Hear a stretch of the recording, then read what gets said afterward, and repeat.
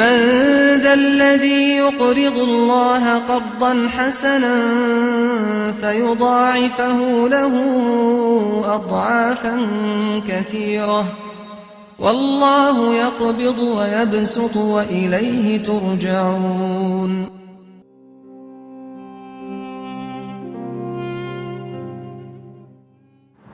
بەناوی خوای بەخشندەی میهرەبان، سڵاوتان لێبێ بینەرانی بەڕێز و خێرخوازانی خۆشەویست. بەرنامەی بەخشینی کەناڵی ئاسمانی پەیام ساڵانێکە خزمەتی هەژاران و نەدارانی هەرێمی کوردستان دەکات ببێ جیاوازی. یەکێک لە پرۆژە نایب و گەورەکانی بەرنامەی بەخشین بریتی بوو لە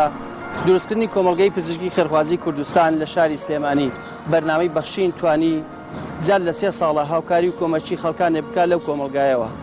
ئەمانەوێ بزانین هاوکاری و کۆمەچەکانی ئەو کۆمەڵگایە بۆ هاوڵاتیان چی بۆ و چەندین بەشیتایە و ئایا ئێستا کارەکانی ئەو کۆمەڵگایە بەچی گەیشتووە و بەردەوامە لە خزمەتی هەژاران و هاوڵاتیان بەگشتی یاخود وەکو زۆربەی شوێنەکانی تر پەکی کەوتووە. چەند ساتێک لەگەڵمانە بوو.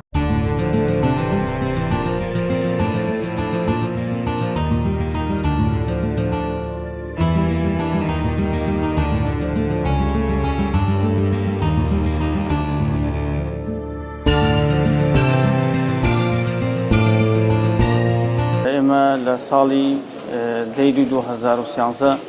کۆمەڵگەی پزیشکی خێرخوازی کوردستان کراوەتەوە کە پرۆژەیەکی خێرخوازیە بەرنامەی بەخشین سەرپەرشتیەکە وەکو لایەنی ئیداری و لایەنی مادیەکەی. بەندە ژۆک و بەڕێوەبەر کە لێرە ماوەی زیاتر لە 3 ساڵە کە سەرپەرشتیمان کردووە. سەرەتا بە چەند بەشێک دەستمان پێ کردو، پاشان توانیمانە کۆمەڵی بەش و پسپۆڕێکی بۆ زیاد بکەین. ئێستەوەی کەوا لێرە ینی کە لێرە هەیە و ئێمە خزمەتگوزاری پێشکەشی هاوڵاتیانەکەن. بەشی نەشتەرگەری گشتیە، بەشی پێست و نەخۆشەکانێتی، بەشی خڕگوڵ و تویژۆیە، بەشی نەخۆشەکانی مناڵانە، بەشی نەخۆشی هەناوی و دڵە، مێشک و دەمارە، ژنان و مناڵبوونە، سۆنەرە، بەشی دانە، نەخۆشەکانی چاوە، ئێسک و شکاویە، لەگەڵ بەشی دەرمانخانە و تاقیگە و بەشی پەرستاری و لەگەڵ چارەسەری سروشتی عیلاج تەبیعی و بەشی تیشک لێرە موجودن. تقریباً بە هەموو بەش و پسپۆڕەکانەوە نزیکەی 17 بۆ 18 بەشمان هەیە. ئەوەی کە ئێستا جەنابتانەی بینن ئەو بەشانەی کە ئێستا ئێمە هەمانن بەشەکانماندا بەش کردووە بەسەر 2 نهۆمی سەرەکیە، نهۆمی بڵێ ئەرزی و نهۆمی دووەم. ئەم نهۆمە بڵێ بەشی نەشتەرگەری گشتی لەگەڵ بەشی نەخۆشەکانی پێست، خڕگوڵ و تویژۆ، لەگەڵ نەخۆشەکانی مناڵان و تاقیگە و دەرمانخانە و بەشی ژنان و مناڵبوون، لەگەڵ هەناوی و دڵ و مێشک و دەمە، لەگەڵ پەرستاری و مناڵان لە نهۆمی دووەمن. لە نهۆمی یەکەم بەشی ئەرزەکەی بەشی نەخۆشەکانی چاو و تیشک و سەنتەرێکی چارەسەری دانیشی تێدایە. لە چاندنی دانەوە هەتاوەکو بەسیترین چارەسەر بۆ دان لای ئێمە ئاکرێت کە لە 4 ژوور پێک هاتوون هەم پێداویستەکانی تێدایە، لەگەڵ بەشی چارەسەری سروشتی و بەشی نەخۆشەکانی ئێسک و شکاویش کاتی ئەرزی.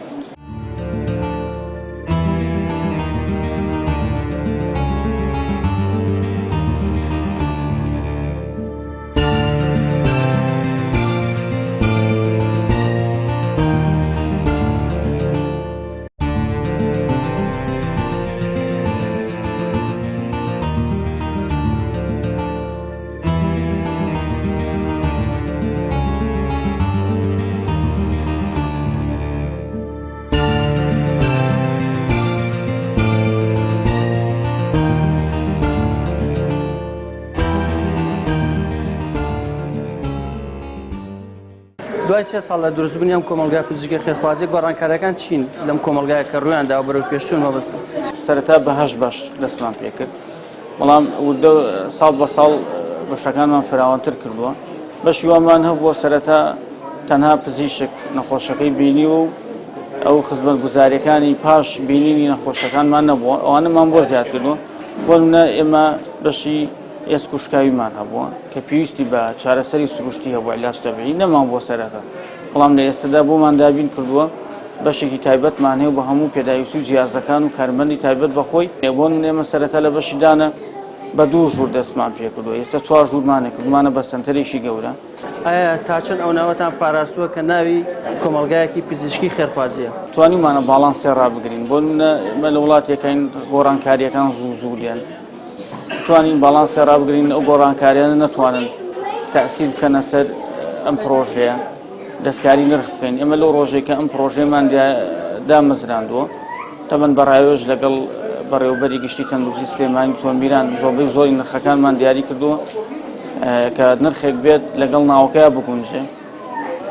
زۆربەی زۆری نرخەکان ئەوان لێ بڵێ سەرەتا قسەیان تیا کردووە هەر خۆشیان بڵێ یەکەم ڕۆژ هاتوون مەراسیمی کردنەوە شتەکان لە ئەسوی خۆیان گرتە بوو. ئێمە لەو ڕۆژەوە تاکوی ئێستا نرخماندا بزاندۆ بەرزمان نەکردوەوە زیاتر ئێمە وەزعی هاوڵاتیانمان لە بەرچاو گرتووە لەم دۆخەشە تایبەتی بۆ لە بەشی دەرمانخانە ئێمە ئەو دەرمانانەی کە لامانە ینی زۆربەی زۆریان چۆن ئەگاتە دەستمان بەچین نرخی بۆ نرخانەی گەین و دەستی هەوڵات بەڵام هەندێک جار هەوڵاتی لەوانەیە ئەمە نەزانێت لەبەرەوەی خۆی مایی دەرمان مایەکی زۆرە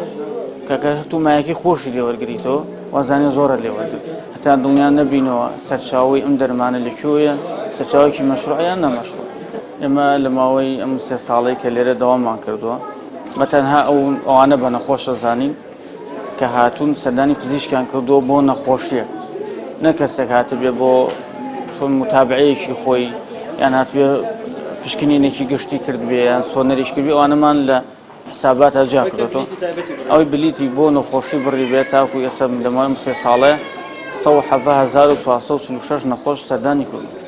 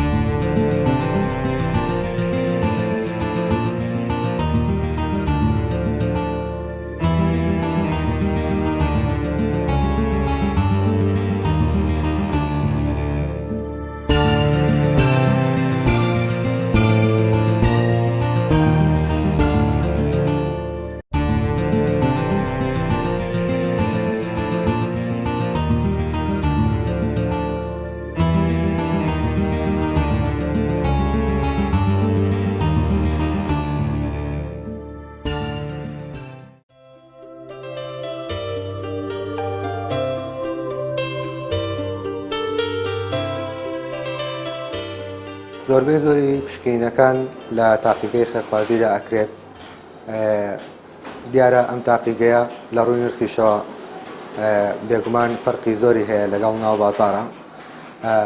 ئێمە زۆرێک لە سعرەکان بەپێی ئەوەی کە بە داتا یعنی ئەو نەخۆشانەی کێن بۆ لامان ئەم فەحسەیان کردووە لە دەرەوە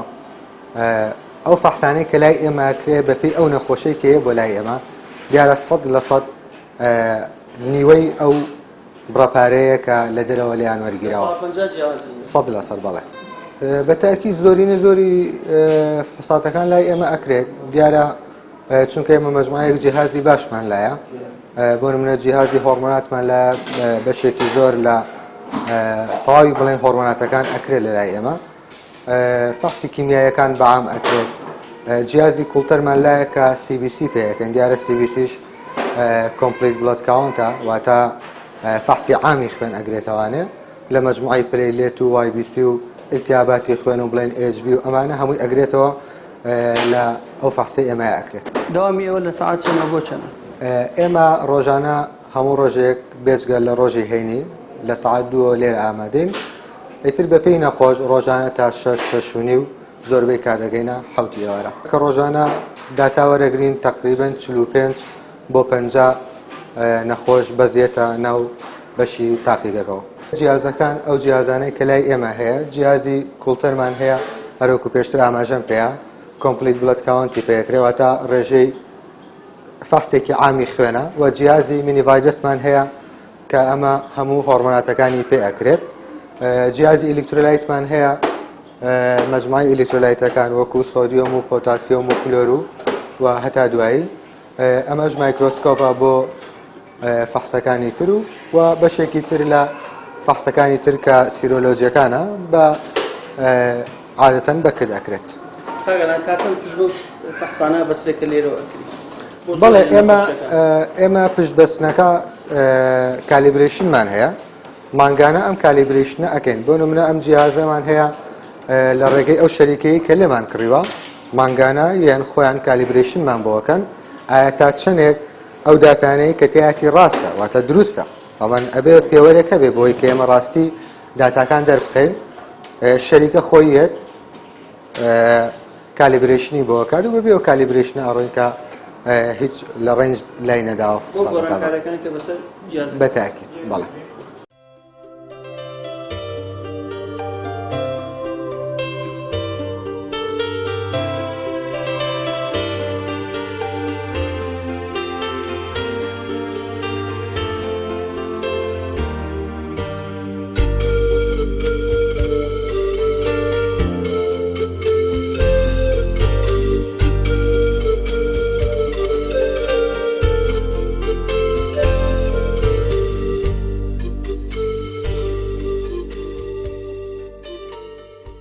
ئێمە لە بەشی چاو لە نەخۆشخانەی پزیشکی کۆمەڵی خێرخوازیەکەمان کۆمەڵێ فەحس و ئەنجامی تیاین ئەوەشیان یەکەم شت ڕۆژانە بینینی نەخۆشە ئەو نەخۆشانی کە زیاتر باون لە کۆمەڵگەکەمانەوەکو نەخۆشیە ساردەکانی پێوەتێ زیاتر بریتێ لە هاوکردنی چاو حساسەتی چاو ئاوکردنی چاو هەروە بێتەوە ئلتیهاباتی چاو ئەنواعی ئلتیهابات ئەمانە ڕۆژانە ئەبینێت ئامەری تایبەتمان هەیە بۆ فەحسکردن و چارەسەری پێویستیان بۆ نووسرێت و نەخۆش ئەبینێتەوە لە ماوەی چەند ڕۆژی داهاتووە بۆی متابعی حاتەکەی بکرێ. دووش ئەوانی کە دۆم نەخۆشی کە زۆر باوە لە کۆمەڵگە ئەمە بریتێ لە کزی چاو لە مناڵە لە گەنجە لە گەورەیە بۆ هەموو تەمەنەکان ئێمە ئامەری تایبەتمان هەیە بۆ فەحسی کۆمپیوتەرمان هەیە فەحسی پزیشکی بڵێن چاویلکەمان هەیە هەروەها قەتراتی تایبەتمانەیە بۆ فەحسی چاو لە مناڵە ئەوانە پێویستەکە کە زۆرجار لە مناڵە بە قەترەوە فەحس بکرێ ئەوانەیان بۆکەین پشکنینی چاویلکەکانیان و گۆڕینی چاویلکە 6 مانگ جارە یا 8 مانگ جارە بە پێی پێویست ئەو ئەنجامەی لە پێی جیهازەکان کە هەمانە. سێم شتیش کە زیاتر لە خستەخانەکە ئەماکرێ بریتێ لە نەشتەرگەری بچووکی چاو ئەو ئیشانی کە زیاتر بڵێن بە مایندەر حساب بکرێ ئیشی زیاتر مەسەمەکو کیسی چۆری چاو بڵێن جیرانی بۆڕی فرمێسکی چاو ئەمانە هەمووی لێرە لای ئەمە ئەبینرێ لابردنی کلسی چاو تەنی نامۆ ئەمانە ڕۆژانە ئەبینرێ بەپێی بەشی نەشتەرگەریەکەمان ڕۆژانە تەجیزاتی باشمان هەیە و ئەیان گۆڕین بەپێی پێویست و تاقیم شتەکانمان هەمووی تەواوە زیاتر لێرە ئەنجامەیرێ. ئێرە خۆشبەختانە بەهۆی ئەم وەزعەوەیان ئێمە توانیمانە زۆر یارمەتی خەڵک بین توانیمانە بارگرانیەک لەسەرشانیان لابین بۆ جۆرە خزمەتکارانی کە ئێمە پێشکەشمان کردوون تر ئەوەشمانە دڵخۆشیە بەڕاستی بۆ چینێکی زۆری ئەم خەڵکە ئێستا بڵێ ئەمە بێژگە لە بینی نەخۆش هەروەها بێت و لە نرخی نەشتەرگەری ئەوەیان جیایە بە هەمان شێوە داشکانێکی زۆر کراوە ئەوە زۆر مڕاعاتی هینی خەڵک کراوە ئێستا هەروەها بێت و لە هینی بڵین لە دەرمان و عیلاجە ئەو عیلاجانی کە باشن ئیسپادی لێکا خەڵک و شتە باشەکان ئەوانش هەر بە نرخێکی زۆر گونجاو هەیە دابین کراوە و ڕۆژانەش بە بەردەوامی یعنی ئێمە سەپلایمان هەیە ئەوە نەبێ مەسەن شتەکە نەمێنێ بە بەردەوامی ئێمە عیلاج و شتی باشمان بۆ هەیە و نەخۆشیش زۆر زۆریێتەوە کە ئیسپادە بکا بەکارەتی تاقیەکانش یعنی هەروە بە هەمان شێوە ئەوەی کە پێویست بێت ئەینێردرێ لە ڕێکی ترەوە ینی من وەکو خۆم ئەو پشکینی کە زەڕوو نەبێ بۆ نەخۆش ناینێرم بۆیە بزانم ئەگەر زەڕوو بێت و ئیسفادی لەکەم بۆ تەشخیصی خۆم بۆ حاڵەتەکەی خۆم اینجا ئاینێرم بۆی ئەو نەبێ هەرا بە خۆڕای علاجەکان فەحسەکان فەحسی عام ئەوانە زۆر من ناینێرم زیاتر حەزەکەم شتەکە لە ڕووی بزانم ئیسفادی لێکا بۆ تشخیص حاڵەتەکەی خۆم اینجا بۆی ئەنێرم شینانی کە لێرە بەڕێز ئەنجامێدەی بۆ نەخۆش کە ڕاستەخۆ لەژێر دەچی بەڕێستایە جیاوازی نرخەن چی زیاتر وەکو فەحسی کۆمپیوتەرەکەی کە بەدەستی خۆم یەکەم فەحسی عینەکەیە لە سا لەواچێ مەسەن لە دەرەوە لە سا 50 نرخەکەیەتی فەحسە کۆمپیوتەرەکە هەروەها فەحسی عینەکەشمان بامان شێوە لاچێ لە سا 60 کەمتر بێ لە هی دەرەوە ئیتر ئەوەش زۆر مای خۆشحاڵێ بۆ نەخۆش یعنی تقریبا کە ئاخرش کە نەخۆشەکە حسابی خۆیەکە سێرەکە نیوەی ینی ڕێک نیوەی بازار کەوتووە ینی ئامێرەکان پێشکەوتون هەمووی دیجیتاڵن ئۆتۆماتیکن بە بەردەوامیش جیهازی تازەمان بۆیە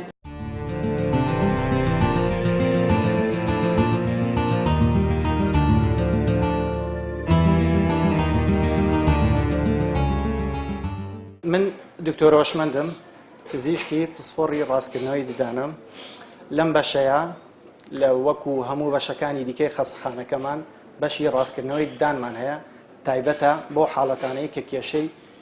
ناڕێکی ددانیان هەیە بگرە هەنێ حاڵەتێ ناڕێکی شەویلاگەشیان هەیە لێرە لە کۆمەلگاکەمان چارەسەرەکرێت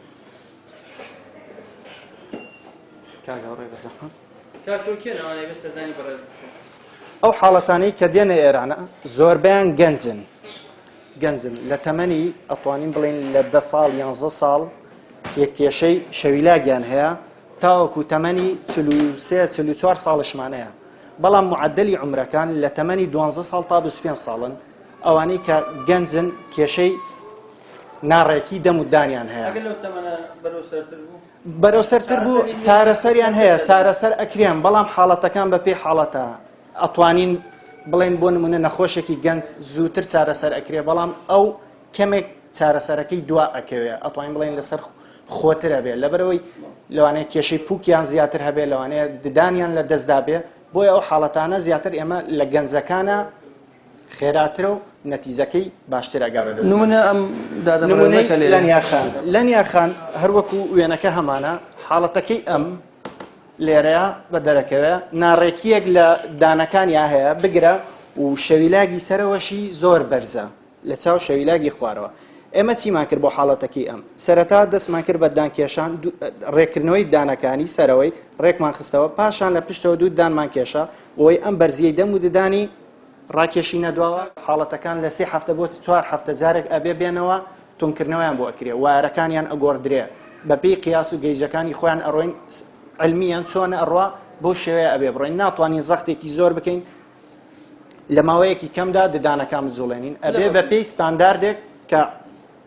لەم ڕۆژەیە بەپێی پێوەرە علمیەکان دانراوە ئەبێ بۆ شێوازە هەنگاو بنێ حاڵەتەکەی لە نیاخان سەرەتا دانەکانی زۆر بەرز بوو بەر لێوی خوارەوەشی ئەکەوت جگە لە ناڕێکی کێشەی بۆ لێوی خوارەوەشی دروست کرده بوو کە زوو وشکە بوو ئەقلیشە چونکە هەر حاڵەتەکەی ئەموانی حاڵەتمان هەیە تەسیل لەسەر شێوازی قسەکردن یەکە هەنێ بزەبت هەنێ نەخۆشمانەیە تەنها دێ بۆ چارەسەری ئەو حاڵەتە ئەڵێ لەگەڵ دەربڕینی وشەکانە من کێشەمەیە ڕێکردنەوەی ددان بۆ نەخۆشەکان هەمویان وەکو یەک بەپێی ستانداردە علمیەکان چارەسەرەکەین هیچ فەرقێک لەبین هیچ نەخۆشەکان ناکرێ بەڵام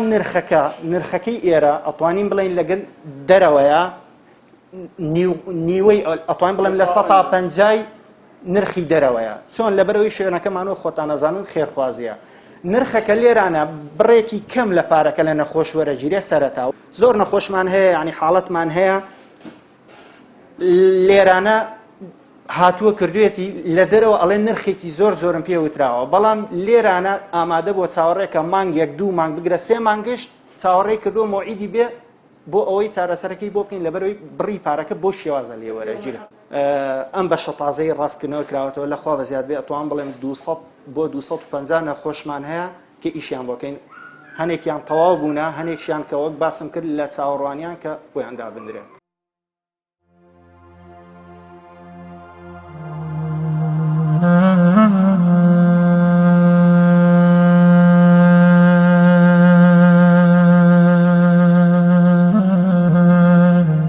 خدای مهرەبان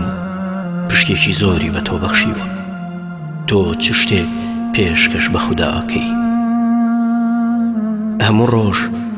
شتێک پێشکەش بە ئەو بکە ئەگەرچی بچووکیش بێ. ئێستا ئەوەی کە لە نێو گیرفانەکاندایە، ئەوەی لە نێو مشتایە، پێشکەش بێ باوک و هەژار و بێدەرەتانەکان بکە. بزانە کە ئەمەش جۆرێکە لە هاوڕێتی کردنی پێغەمبەر درود و سەلامی خوای لەسەر.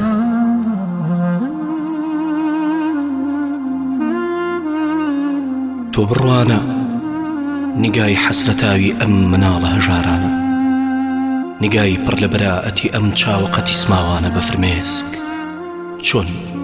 بۆ ئاسۆکانە ڕوانن، چۆن نیگای پڕ لە ماتەمی ئەندێشەیان بە هاوکاری و دەستگیرۆی ئێوە سپاردووە.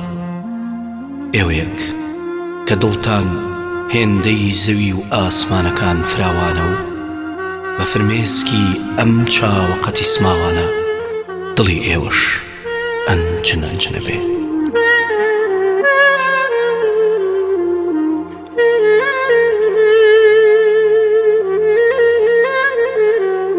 بەرنامەی بەخشین لە کەناڵی ئاسمانی پەیام وەک چۆن هەمیشە ئەنوای بێنەوایان و مەوای ماندوانی ژیان بووە. سندوقێکی تایبەت بە مناڵانی بێباو بۆ سەرپەرشتیکردنیان دادەمەزرێنێ. ئێوەی خۆشەویست و دڵاوە بە هاوکاریەکانتان ئەم پرۆژە پیرۆزە بگەێنە مەنزڵ و ببەخشن ئەگەرچی زۆر کەمیش بێ، چونکە بە دڵنیاییەوە لە نەبەخشین گەلێک باشترە. ببەخشن تا بەخشین بەردەوام بێ.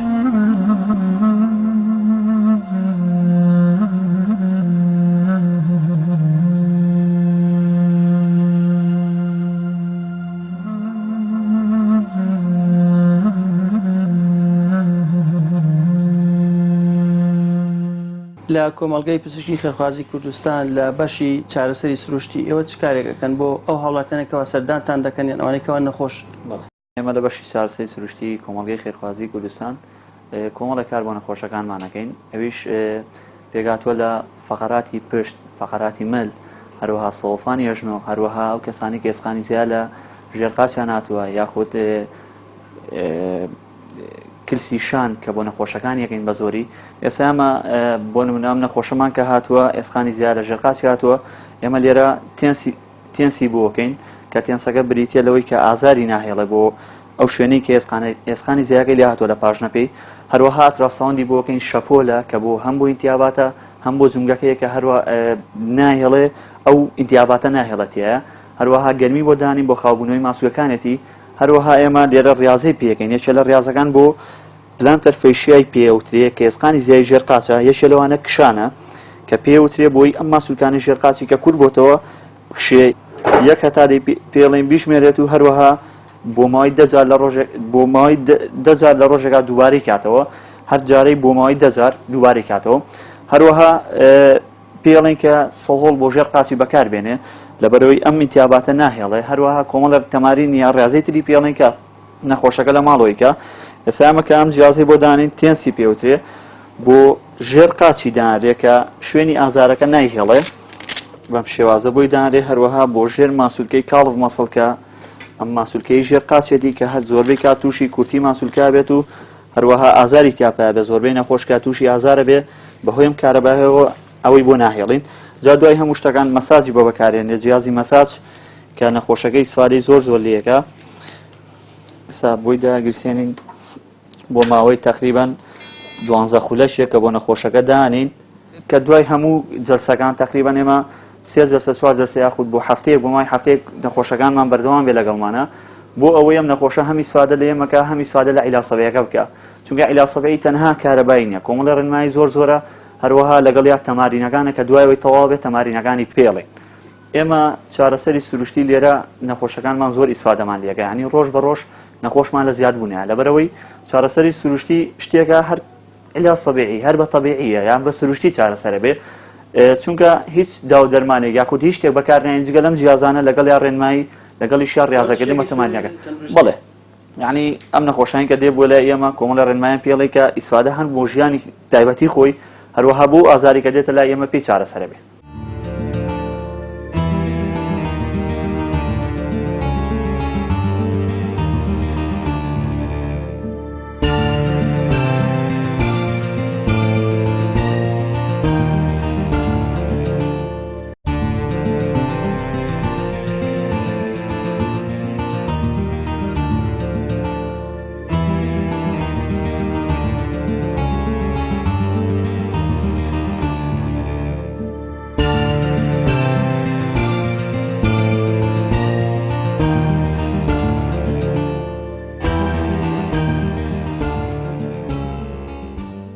کاکتۆ لە بەشی پسپۆڕیدان ئێوە چ نەخۆشێک ئەبین چ کارێک ئەنجامەدەن بۆ ئەو کەسانی سەردانتان دەکەن و ئەو نەخۆشانی پێویستیان بە چارەسەری دەمودان هەیە؟ بەناوی خۆی بەخشنەوە میهرەبان طبعاً لە بەشی پسپۆڕی یاخود نەخۆشیەکانی دەمودان ئێمە بەشێکی تایبەتمان هەیە تایبەت بە ڕاستکردنەوەی دان طبعاً بەڕێستان چوون بۆلایەن و لە سێ ژووری کەمان هەیە تقریباً زۆربەی ئەو خزمەت گوزاریانی کە تایبەت بە نەخۆشیەکانی دەمودان ئێمە یکەین لە پڕکردنەوە و پاکردنەوە و کێشان و دروستکردنی دانی سابت و تاقم و بەم دوایانش بەشێکی تازەمان زیاد کردەوە کە ئەویش بێتێ لە بەشی چاندنی ددان. ئیتر ئەو شتانەی کە تایبەت بێ بە پێویست بێ بۆ نەخۆشیەکانی دەمودان و نەخۆشانی سەردارمانەکەن ئێمە بە جۆری توانە هەوڵمان ناوە چارەسەری نەخۆشیەکانیان بۆ بکەن. بەشەکەی ئێوە لە نێو کۆمەلگایەکی خێرخوازیدایە تا چەند توانە هاوکاری ئەو خەڵکانە بکەن کەەوە سەردانتان دەکە بە ڕێژەی لە ساڵ چەندی دەرەوە لەگەڵ کەرتی تایبەتی ترە بە جیاوازیتان هەیە ئێوە؟ وەڵی سەبارەت بە نرخەکان ئێمە کرێ بڵێن تا ئەم کاتێش کە ئێستا ئەزمەیەکی اقتصادی زۆر هەیەوەمانە توانیمانە بەڕادەیەکی زۆر بە نیسبەتی لە ساڵ 50 زۆر جار کەمتریش ئەو ئیشانەی کە ئەکرێ لە عیادە تایبەتەکانی دەرەوە ئێمە بە نرخێکی زۆر کەمتر هەوڵمان ناوە چارەسەری نەخۆشیەکانی دەمودان بکەین بۆ هەموو ئەو نەخۆشانەی کەین بەلای ئێمە چارەسەریان بۆ بکەین.